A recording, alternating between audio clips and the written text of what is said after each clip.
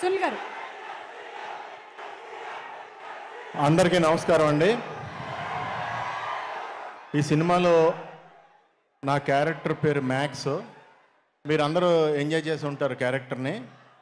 నన్ను ఈ జనరేషన్కి కూడా నన్ను కలిపి ఇప్పటి సినిమాల్లో కూడా ఫన్ అందించే అవకాశం నాకు ఇచ్చిన కళ్యాణ్కి, అలాగే వంశీ గారికి, చిన్నబాబు గారికి, అందరికీ, త్రివిక్రమ్కి, సితారా బ్యానర్కి అందరికీ థ్యాంక్స్ చెప్తున్నాను.